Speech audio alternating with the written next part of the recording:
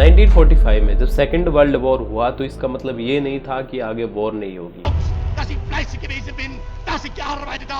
America ने इस war को खत्म करने के लिए जापान के 2 शहर हिरोशिमा और नागासाकी पर 2 न्यूक्लियर बम गिरा दिए, जो दुनिया की सबसे बड़ी ट्रेजेडी थी। न्यूक्लियर वेपन्स के फादर कहे जाने वाले ओपेनहाइमर जब इस बम को बना रहे थे तो उन्होंने पहले ही वार्न कर दिया था। उन्होंने कहा कि उनके इस बम को बनाने के तुरंत बाद और देश भी इसी तरह के खतरनाक हथियार बना लेंगे। हो सकता है कि वो इससे भी ज्यादा खतरनाक हो, और एग्जैक्टली हुआ भी यही।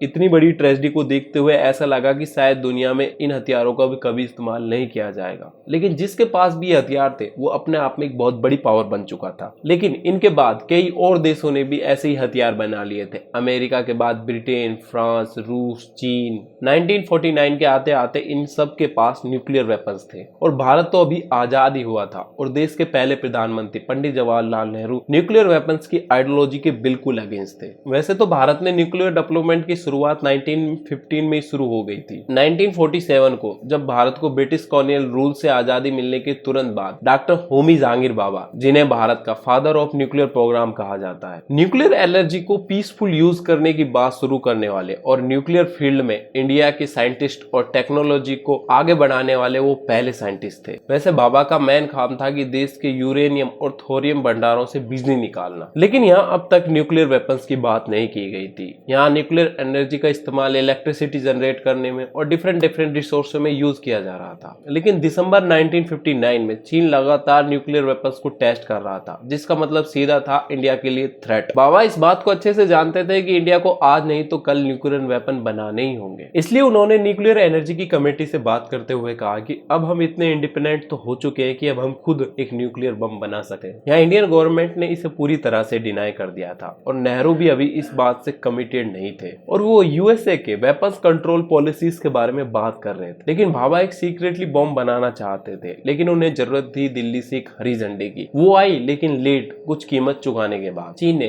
1962 में इंडिया पर अटैक कर दिया। इंडिया में न्यूक्लियर प्रोग्राम पर अभी काम चल ही रहा था कि सब चीजें धीरे होने लगी। Pandit Jawaharlal Nehru Indo China war से डिस्ट्रैक्ट थे। इसी दौरान भारत चीन से इस वॉर में अपने क्षेत्र को हार गया। अब इंडिया के चारों तरफ 2 दुश्मन देश थे, उनमें से एक के पास थी न्यूक्लियर पावर। इसलिए उस वक्त प्रधानमंत्री लाल बहादुर शास्त्री को फोन करना पड़ा। उन्होंने सबसे पहले न्यूक्लियर पावर देशों से बात की और उन्होंने कहा कि हमारी सिक्योरिटी की गारंटी दें, लेकिन यहाँ किसी ने जवाब नहीं दिया। इसलिए अब इनके पास एक मात्र ऑप्शन था, न्यूक्लियर वेपन। तलवार की नोक पर या एटम बॉम्ब के डर से कोई हमारे देश को झुकाना चाहे, दबाना चाहे, ये देश हमारा दबने वाला नहीं। तो एक सरकार के नाते हमारा क्या जवाब हो सकता है सिवाय इसके कि हम हथियारों का जवाब हथियारों से दें, जिसकी एक वजह थी नॉन प्रोलिफरेशन ट्रीटी। इस ट्रीटी में 1968 में बहुत से देशों ने साइन किया और इसमें न्यूक्लियर वेपन्स के लिए एक समय सीमा निर्धारित कर दी। यदि आपने 1967 से पहले न्यूक्लियर टेस्ट कर लिया तो आप एक न्यूक्लियर पावर देश बन जाओगे, वरना आप न्यूक्लियर टेस्ट नहीं कर सकते। इस समय सीमा का मतलब था कि दुनिया में मात्र 5 न्यूक्लियर कंट्रियां रहे, अमेरिका, सोवियत संघ, ब्रिटेन, फ्रांस और चाइना। अगर किसी और देश ने न्यूक्लियर वेपन की टेस्टिंग की तो वो इलीगल होगा। इंडिया ने इस ट्रीटी पर कभी साइन ही नहीं किया, क्योंकि इंडिया इस ट्रीटी को एक डिस्क्रिमिनेटरी मानता था और इंडिया का न्यूक्लियर प्रोग्राम बढ़ता गया। और इसका सबसे बड़ा डिजाइन का काम 1965 में होमी जहांगीर बाबा को दिया गया। लेकिन अचानक से उनकी एक प्लेन क्रैश में डेथ हो गई, जो आज भी एक मिस्ट्री से कम नहीं है। लेकिन बाबा की डेथ के बाद इस प्रोजेक्ट को एन.वी. रमन्ना ने आगे बढ़ाया। लेकिन अब तक इंडिया ने न्यूक्लियर बॉम्ब तो तैयार कर लिया था, लेकिन अब इसे टेस्ट करने की बारी थी। 1967 में इंदिरा गांधी प्रधानमंत्री बनती है और दोबारा से 1967 में न्यूक्लियर वेपन्स के प्रोजेक्ट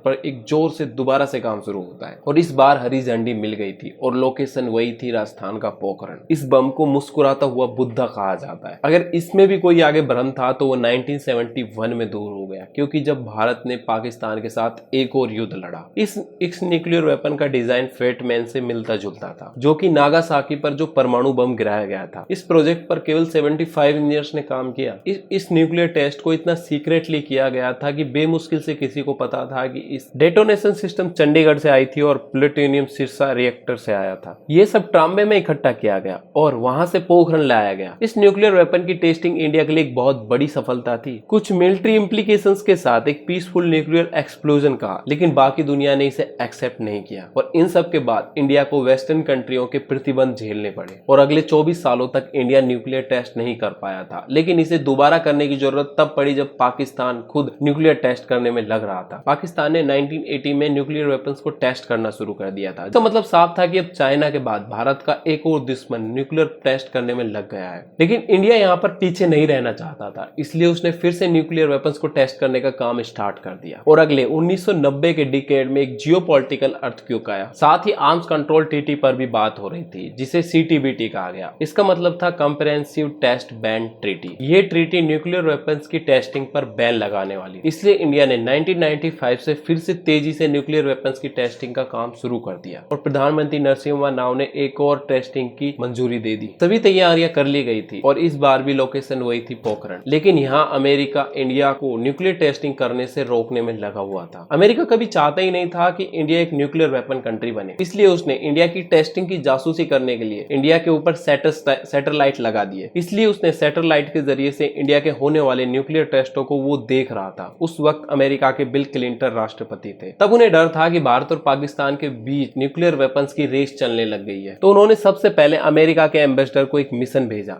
एम्बेसडर ने इंडियन ऑफिसर को पोखरण की सैटेलाइट पिक्चर दिखाई। फिर उन्होंने नरसिम्हा राव से फोन पर बात की, जिससे इंडिया पर इंटरनेशनल लेवल पर एक बहुत बड़ा दबाव पड़ा। इसकी एक बहुत लंबी कहानी है, इस पर एक डिटेल से मूवी भी है बॉलीवुड के अंदर, आप उसे देख सकते हो। और हार के भारत ने इसे छोड़ने का फैसला किया। लेकिन 1998 में एक और मौका दोबारा मिला, जब देश के प्रधानमंत्री अटल बिहारी वाजपेयी थे। तब उनकी पार्टी ने न्यूक्लियर टेस्ट को एक कैंपेनिंग इशू बनाया। इस बार चैलेंज क्लियर था, लेकिन इस बार केवल न्यूक्लियर टेस्ट ही नहीं करना था, बल्कि इस टेस्ट को अमेरिका से छुपाना भी था। इसलिए इसका एक डिटेल प्लान बनाया गया। काम केवल रात में किया जा रहा था। इससे ऊपर मौजूद स्पाई सैटेलाइट को कुछ भी मालूम नहीं पड़ रहा था। सुबह होते ही वापस सब कुछ नॉर्मल कर दिया जाता और सैटेलाइट आराम से कोई भी ऐसी एक्टिविटी नहीं नजर कर पाया। सैटेलाइट के अलावा एक और प्रॉब्लम थी, अमेरिका वहां के रेडियोस को ट्रैप कर रहा था, इसलिए कोड नेम बनाए गए थे। डेटा नोट सॉफ्ट को व्हाइट हाउस विस्की कहा गया, ताजमहल जैसे वर्ड्स कहा जाने लगा। तब साइंटिस्ट आए, APJ अब्दुल कलाम उनमें से एक थे। वो पोखरण में मेजर जनरल पृथ्वीराज बन गए। बहुत कम सरकारों को इस सब के बारे में सिर्फ प्रधानमंत्री और उसके भरोसेमंद सहयोगियों को पता था। 11 मई को उस दिन 3 बम्बों का टेस्ट किया गया था। 13 तारीख को 2 टेस्ट किए गए थे और इनमें से एक फ्यूजन बम था। पोखरण से दिल्ली तक ये कहा गया व्हाइट हाउस ढह गया है। ये वो नहीं है जिसके बारे में आप सोच रहे हो, ये एक सॉफ्ट विस्फोट। 1998 की टेस्टिंग 1974 की टेस्टिंग से बिल्कुल अलग थी। इंडिया ने इसे पीसफुल एक्सप्लोजन नहीं कहा। इस बार मिलिट्री एप्लीकेशंस को भी नहीं छुपाया। इसके बजाय भारत ने वाशिंगटन में खुद को एक declare a full nuclear nation दिखाया। बिल क्लिंटन हार गए। खैर, भारत जानता था कि उससे क्या उम्मीद करनी है। ये